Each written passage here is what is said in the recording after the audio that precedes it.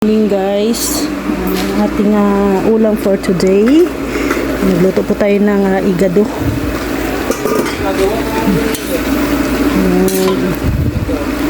Igado.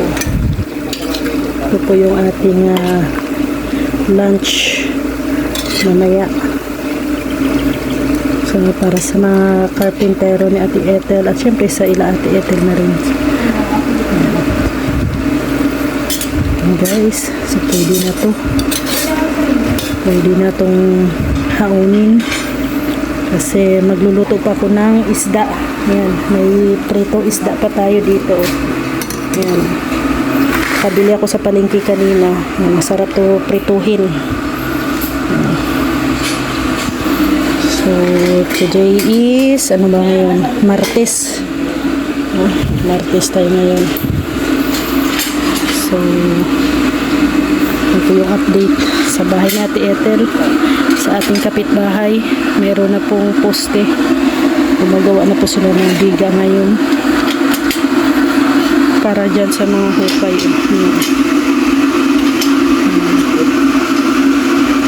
Hukay na sila.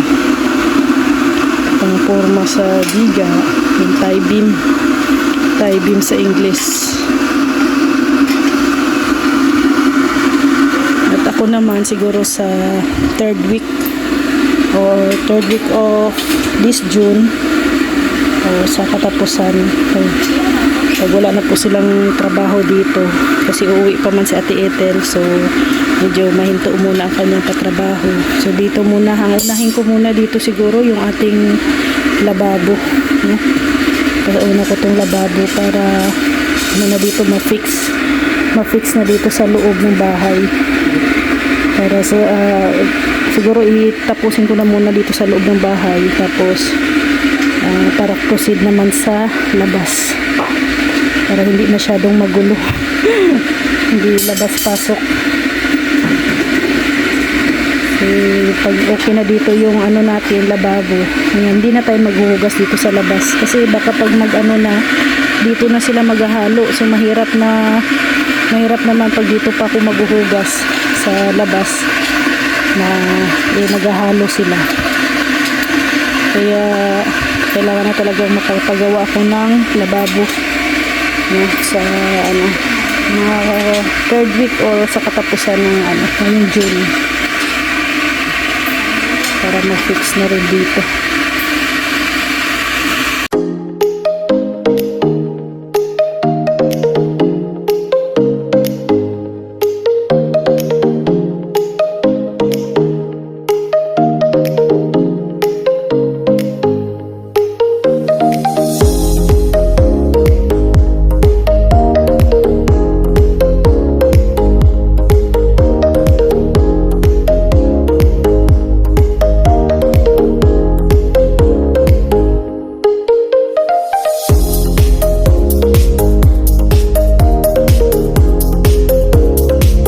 Na guys, so magbubuhos na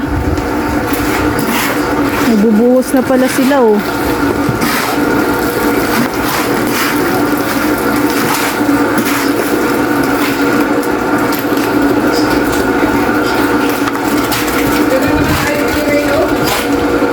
Buhos na sila ng tie beam.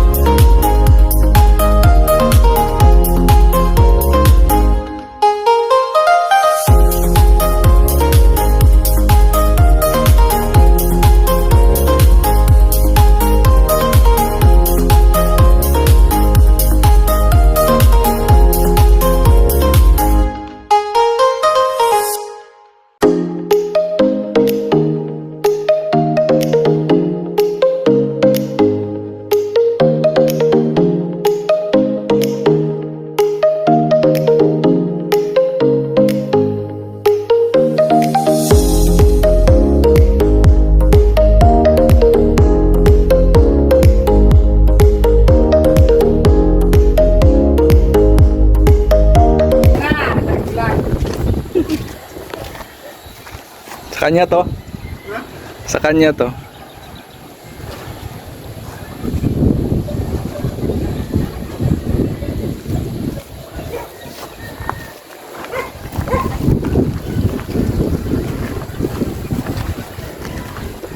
Dami nating sili. Oh, di ba?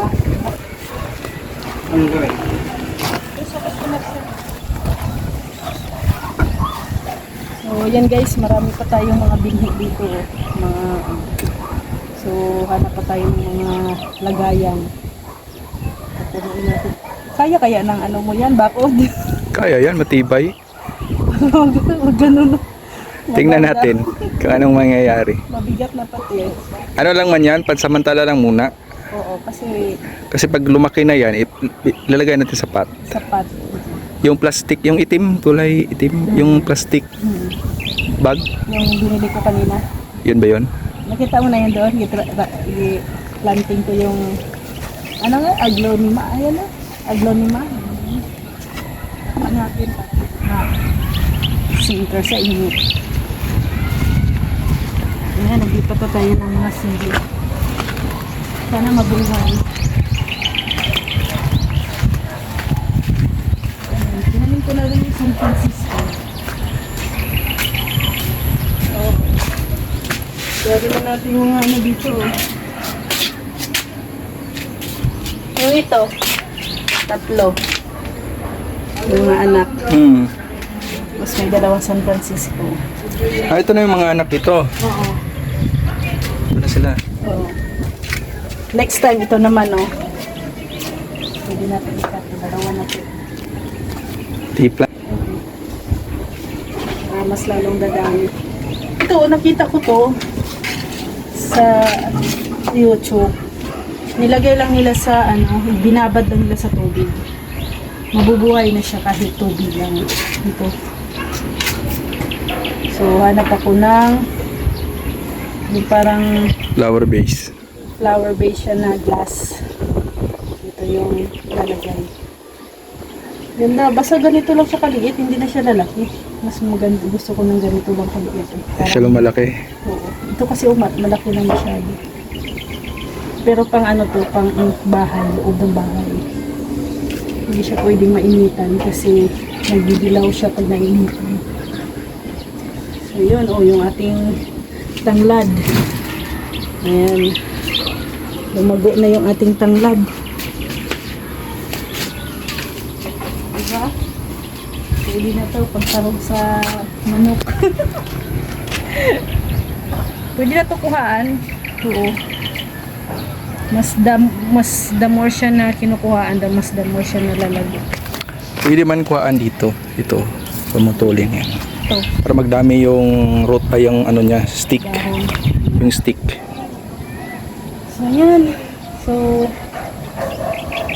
wala na tayong lagayan na pot. Next time ulit. Next time ulit. Kasi 5 lang yung nabili natin na black Black bag. black black bag, Plastic bag. plastic bag, black pot. Basta yun. So then nagtanim tayo ng yung mga sili natin. Kasi sa dami-dami guys. Hindi ko na alam. May mga ano pa ako. Oh. Ito, ano to? Atsal. Ito kasi ang itatanim ko pa. Pinapatuyo ko lang. Ito pwede na sana to. Atsal to. Bell pepper. Ito ano to siya? Siling labuyo. Siling labuyo to. So ito ang bell pepper. Kailangan lang. Magkapareha lang ba ang siling laboy at saka sili Yung green? siling labuyo, yung pula. Ah, Yung bell pepper, yung malaki. Pero mahal yun. Tag 400 ang. pag green pa siya, sili green. Yung iba din yung sili green. Ay, iba din yung sili green. Yung pang sigang, yung pwede pang dynamite, yung sili green yun. Ah, Yung siling labuyo, yung maliit na pula. Pero pag hindi pa siya nahinog, green. green, syempre.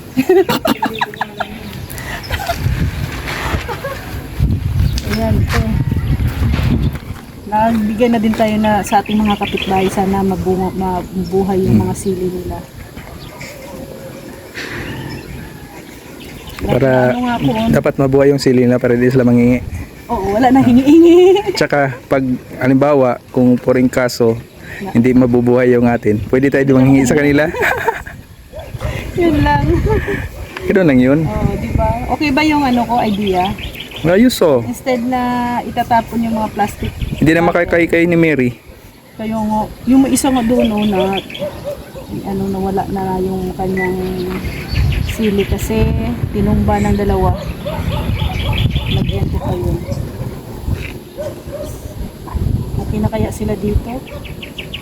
Okay na kaya kayo dito? Hindi na sila mai-stress. Nako, paano yan pag mag-init? Hindi sila mamamatay sa init? Ha? Hindi naman. At gusto man ng sili yung mainit. Ano man yan, lumalaban yung sili sa init.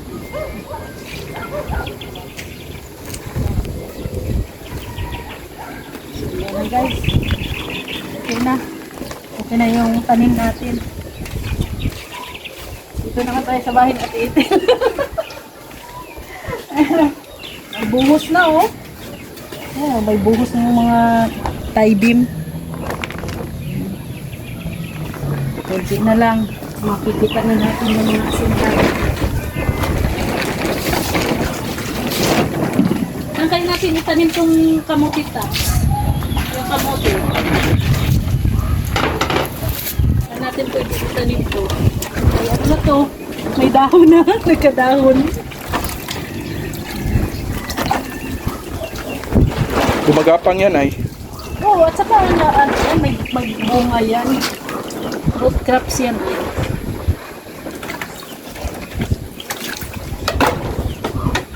So yan. Then magluluto na tayo pahapunan. Tapos na tayo ng